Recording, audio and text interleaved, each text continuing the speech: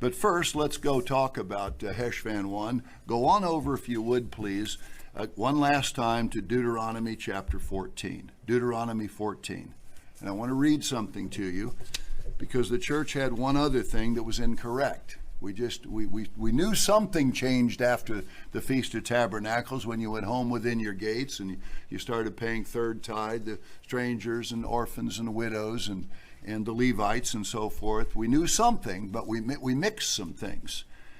And so this is, again, we're straightening out certain doctrines. We're straightening out the plan of God and laying it out, whether it's getting rid of Tishri, and getting rid of earth, or it's correctly understanding how third tithe should have been paid, but never was. So let's understand. If time went on, this would be applicable. What I'm going to tell you would be applicable for the restored church of God. Deuteronomy 14:22, you shall truly tithe all the increase, 14:22, all the increase of your seed that the field brings forth year by year. So there is an autumn year in addition to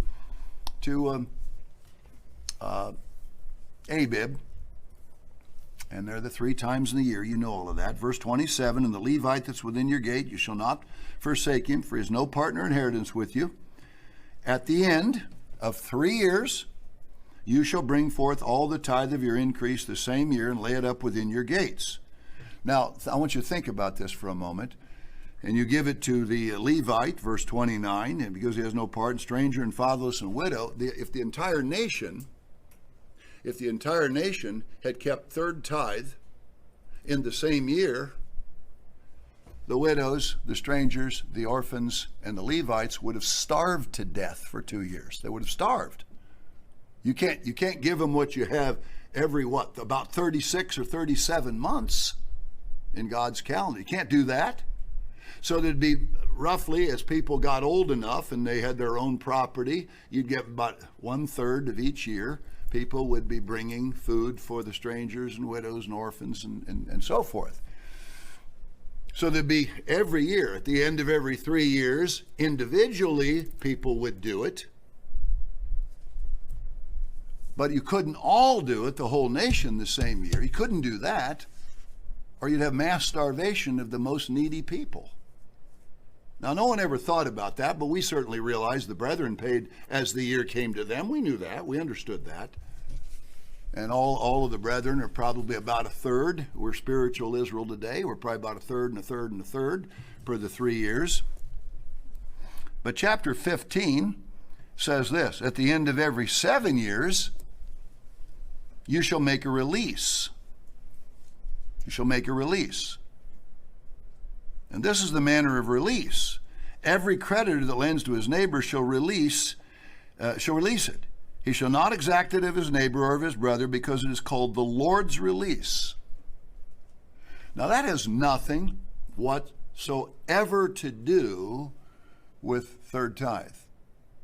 Yet the church, I'm going to show you, mingled them. You wouldn't release people from tithing. It wouldn't have anything to do with first tithe or second tithe or third tithe. Every 7 years you don't give third tithe. It has nothing to do with that. But the church sort of saw these two things happened at the same time. So here's what the church taught. I wish I'd have thought about this long ago, but one of the things I'm to do is, as an apostle, is to make these things clear. So, releasing people from a debt has nothing to do with feeding hungry people in 4 categories, starting with Levites who don't have their own land and therefore their own harvest. So here's what we did. We said you pay third tithe, you skip 2 years, pay it, and we mingled the 7 years and said now you skip 3 years and pay it, then you skip 2 years and pay it, then you skip 3 years and pay it. So you pay it on the second. You could say it different ways. You flip it. You could say we always said you pay it on the 3rd and 6th year out of a 7-year cycle.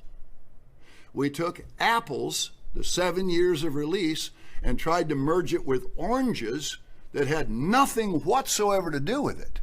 Now this became perverse. Eventually worldwide threw out tithing altogether about 30 years ago, but I wanted you just to understand this. This is critical. Again, talk about misunderstanding years. So what happened is that the church, mixing them, eventually said, well, and this happened, I don't know, in the last year I was in Worldwide, and I was pretty much certain there's just no way I'm going to be able to stay here. I was waiting for God to raise a leader, but the church said, you know what? You can pay third tithe every year. So you just take, 2 tithes. Think of it as twice in 7 years. Divide 2 times 10% of your income. And you can, this way you can do it. Divide that by 7, and you can pay a little under 3%. The church was told, I still have the formal policy, you can pay 2.86% every year. Any old timers remember that? Yes, 2.86. Mr. McElroy, young as he is still an old timer in the church. His hand went up. Mr. Scherter would know it. Every minister would know it.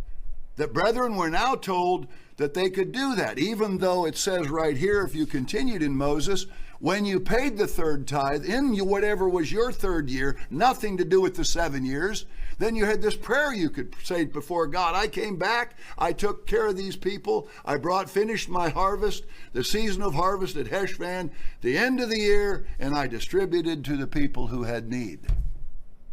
Well, you can't do that if you're violating God's law and paying 2.86% every year, calculated in the wrong way anyway. If you were going to tell people the correct way to be wrong, you tell them pay 3.33% of your income every year, because you have to pay third tithe every 3 years. You do not get a year off because of the year of release per debt. It has nothing to do with debt. So if we went on, all of God's people, because we're coming into Heshvan, you would have to literally, and you should, I guess, for whatever days we have left, you should begin to pay third tithe. If you paid third tithe 2 years ago, ending 2 years ago, then you should start. And you should never take 3 years off. Maybe had we looked in more carefully, Mr. Armstrong was absolutely sincere. Everybody knows, I believe he was a great servant of God. He's one of the 7 messengers, but he didn't live in the time when the mystery of God would be made plain, his plan, and so no one ever looked into it. I can tell you that the church, little RCG, if we had just paid third tithe correctly, people paid it 2 out of every 6 years instead of 2 out of every 7 years, our income over our lifespan would be in the 7 figures. It would be an amount 7 figures. And the decimal points beyond that making it 9 figures. So it would be and so I think to myself, wow, that's a huge amount of income that was lost. So that's something else we're clearing up. We would go on if time goes on. That has to be the doctrine of God. It's not my policy. There's no way to argue it. It's every 3 years. Every person, if you're in an agrarian society, it's every 3 years, not every 4, and then every 3. After 4, then after 3, then after 4, then after 3, because you're trying to take this 7-year apple over here and merge it with a 3-year orange. They just have nothing to do with each other. Probably surprises some of you old timers, but that's exactly what it says. That's the only place you're going to find how to compute third tithe, right there in the end of Deuteronomy 14 and 15. It's a fascinating thing to understand.